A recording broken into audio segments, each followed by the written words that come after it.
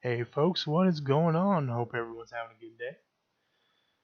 Today, I decided to make a little video issuing a challenge to people who think that taxation is theft, anti-taxers, typically those who are libertarian and such, Oh boy, this certainly looks interesting. Well, good sir, consider your challenge accepted.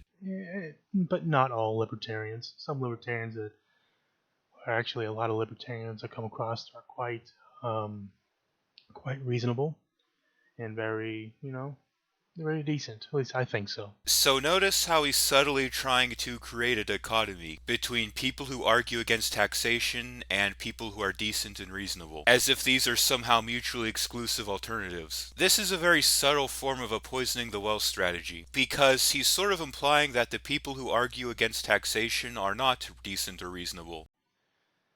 But there is that side of libertarianism or ANCAPerism that wants to spread this, what I call a poisonous narrative that taxation is either coercion or taxation is theft.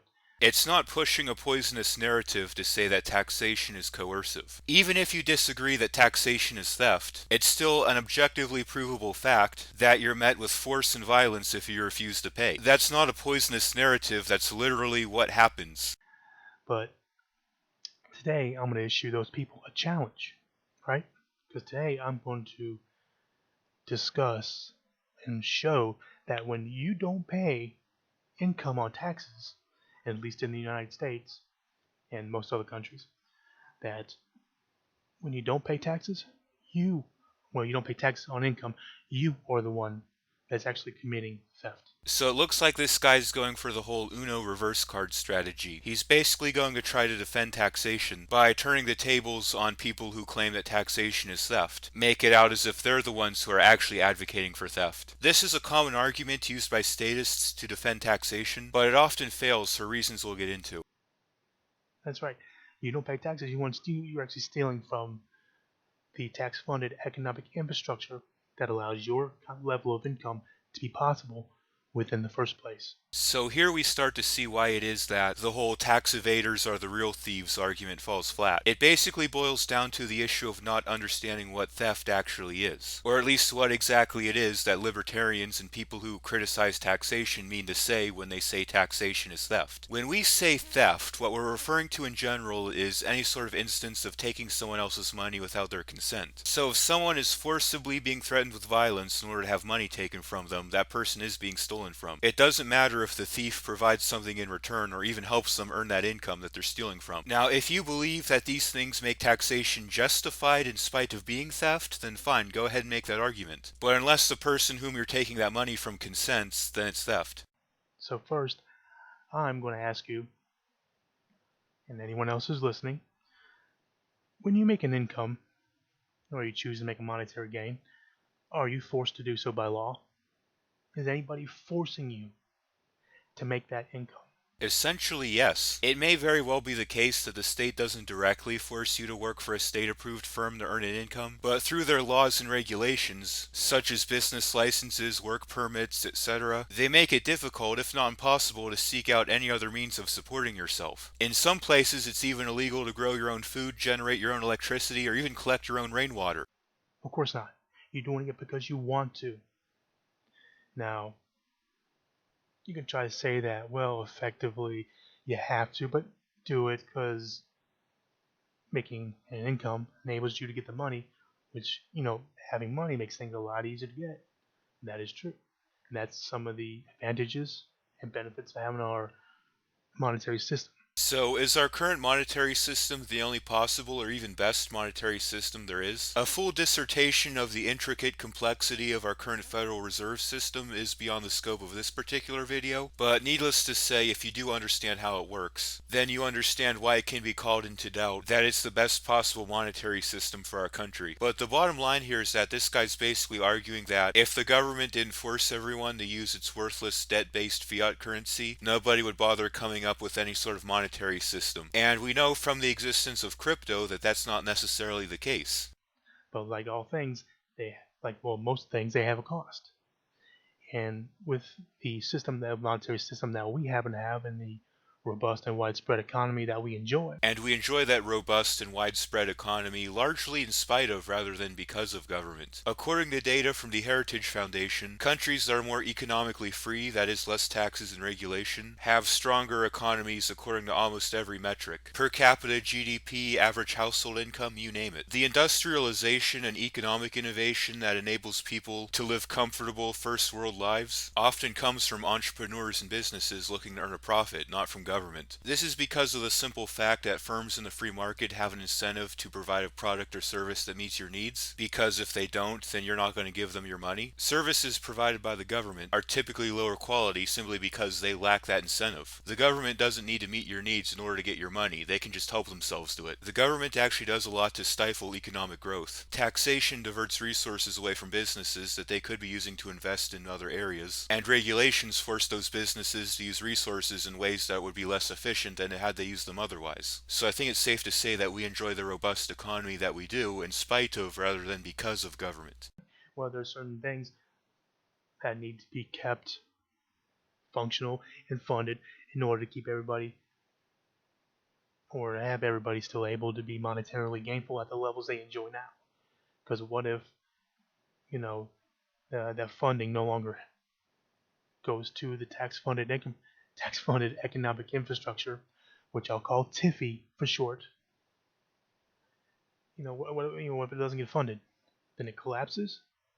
Then your ability, my ability, and the ability of businesses, corporations, big and small, all of our ability to make the kind of money that we're making now is either greatly diminished or just outright eliminated. I feel that it's worth pointing out that a lot of those so-called benefits that the government gives us for our taxes disproportionately goes to big businesses over small businesses. Big corporations get billions of dollars in grants, subsidies, and handouts a year, all of which comes out of the pockets of small businesses and working class people. And then statists wonder why small businesses have a hard time competing with Walmart and Amazon. If you hate big greedy corporations and the 1%, then you definitely should hate taxation. So you can't have this widespread and robust economy that's propped up by the tax-funded economic infrastructure, the TIFI, that you can't have both, with no taxes and that. So this is a very common fallacy that statists use when they try to defend taxation, and that is the false dilemma or false dichotomy fallacy. Basically, they frame the issue as if there's only two options, and if you're not in favor of one option, then that automatically means you prefer the other option. In this case, he's trying to frame the issue as if the two options are either the government forcibly takes a portion of everybody's income, or the public infrastructure that we all rely on to earn a living just vanishes. And I don't necessarily see why this has to be the case. For example, in the United States, we have a very robust internet infrastructure. We have a very robust and sophisticated food production and distribution system. It's rare for even the poorest of the poor to go hungry in our country, and yet all of these things are provided voluntarily through the free market. We have a lot of very sophisticated and robust infrastructure in this country that's fully funded voluntarily. Nobody's forced to pay for it. Just because public infrastructure isn't being funded the specific way you think it should be doesn't mean it's not going to get funded at all. Okay, and it's really important to state and show that when you are making money, you're choosing to do so. Some would try to say that taxation is a form of slavery. Well, how's it slavery? You're choosing to make money, aren't you? Is somebody putting a gun to your head and say, hey, you gotta make money? No. So, real quick, I want to briefly clarify the whole taxation is slavery argument, because it's one that I feel gets misunderstood a lot by statists. Because whenever a libertarian claims that taxation is slavery, statists will often get confused and respond by saying, well, what do you mean by slavery? The government's not forcing you to work. And well, yeah, sure, maybe the government doesn't force you to work directly. However, by taxing your income, they are claiming a right to a portion of the labor that you perform. For example, let's say the government taxes your income at 25%. What that basically means is that for every 3 hours you work for yourself, 1 hour you work for the government. So for every 4 hours that you work, 1 hour of that you're basically acting as a slave for the government. And that's not even counting all the instances in which the government does directly demand your labor. For example, jury duty, subpoenaing witnesses, the draft.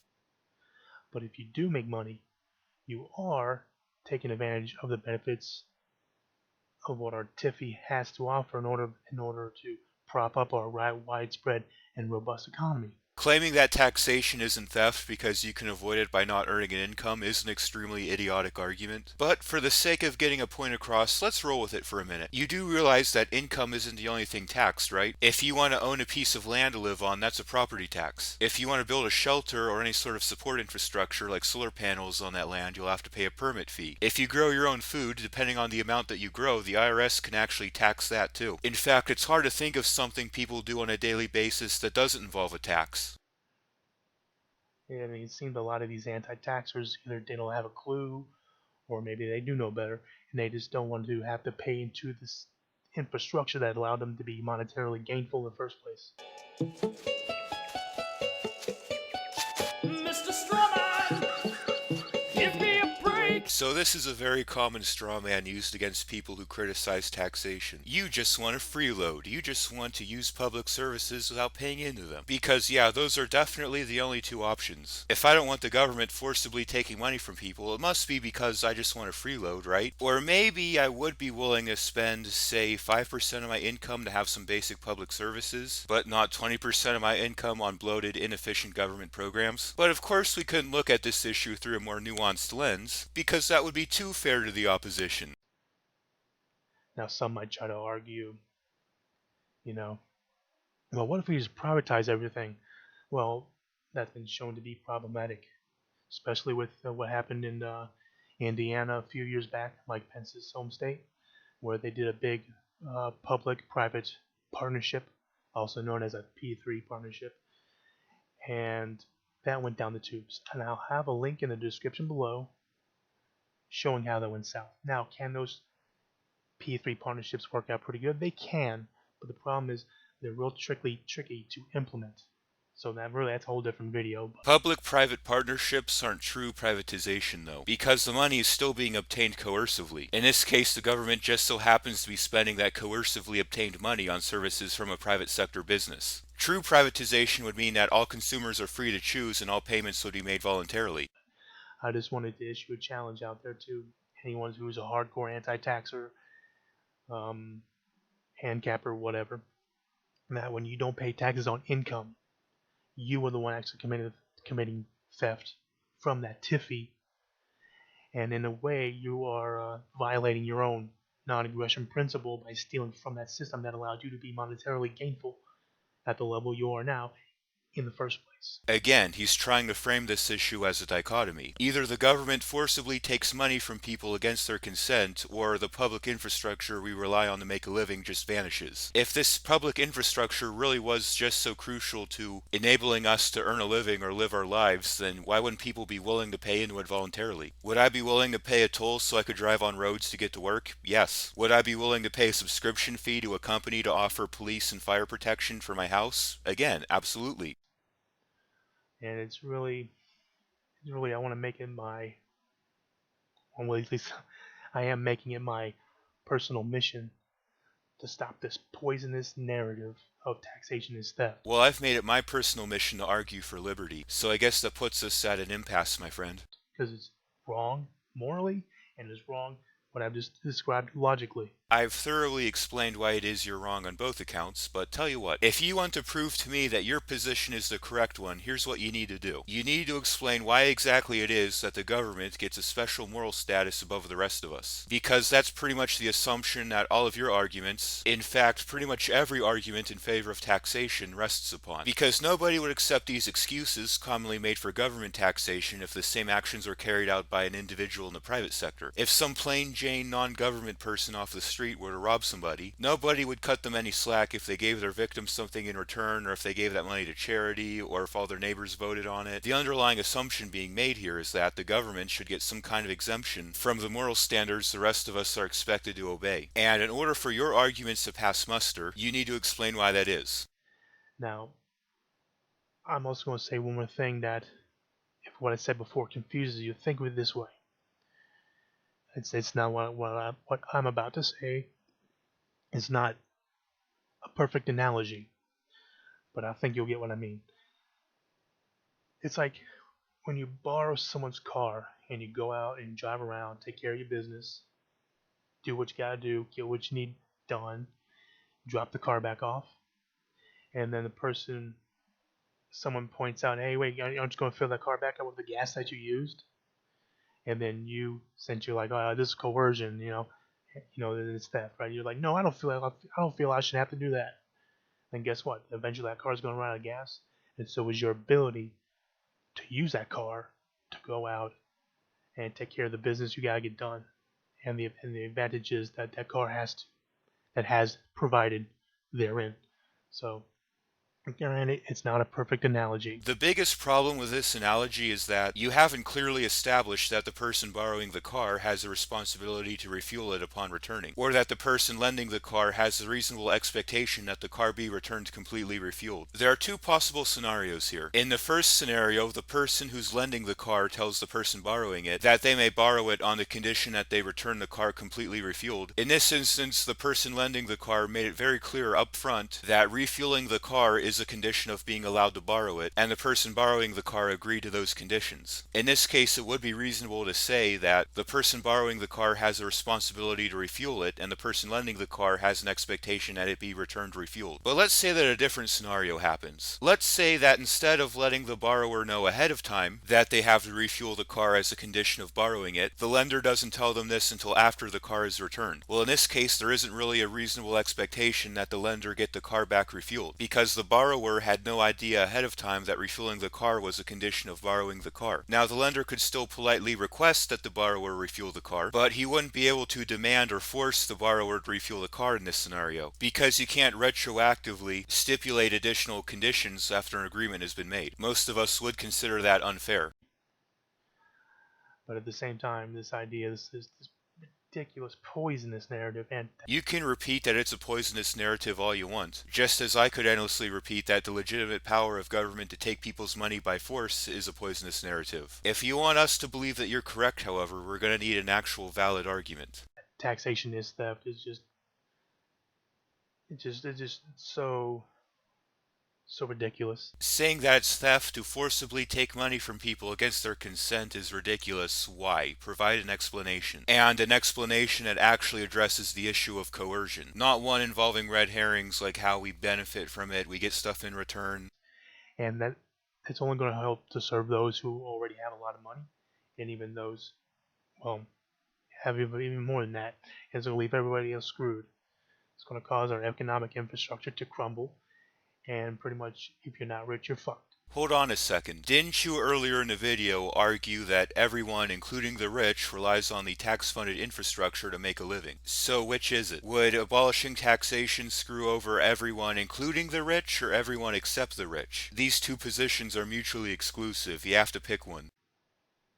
I mean, everything has a cost, and it seems to me that these people who are anti-tax just want to find ways of not paying back into the economic infrastructure that is tax-funded, because they just want to cheap out on it. They just basically want to be um, like screw off. I want to make all my money and screw off. I don't want to pay nothing back into that system that allowed them to be gainful in the first place. You've made this claim multiple times but haven't backed it up at all. Show me an example, one example, of a person who criticizes taxation and does so on the grounds that they believe they should have the right to freeload. I'll be waiting right here when you have it for me.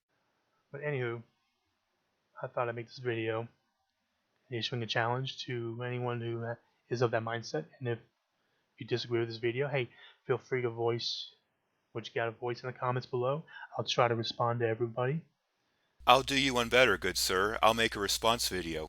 Try to do it in a way to where I get the notification that you left a message, and I'll do what I can to get back to you as soon as I can and have our discussions there. But other than that, hey, I appreciate everybody watching this video. I'll see you guys next time. Well, good sir, I humbly accept your challenge, and as a matter of fact, I would like to respond with a challenge of my own. As I've discussed previously in the video, pretty much every argument in favor of taxation rests on the assumption that the government should get a special moral status that the rest of us aren't held to. In order for this argument to work, what you need to do is provide a non-fallacious explanation for why this is the case. And I want to emphasize non-fallacious. You can't say because they're the government, because that's special pleading. You can't say because the government has has the right to tax because that's circular reasoning. You can't say because people vote for it because that's the bandwagon fallacy. You can't say because the Constitution says so because that's appeal to authority. If you can provide to me a non-fallacious, logically sound explanation for how it is that government, nothing more than a group of ordinary people, has the right to do things that we mere mortal Homo sapiens don't, I will concede to your arguments. Until then, I stand by what I believe. Until next time, this has been Philosopos, making stupidity play dead. Everyone take care.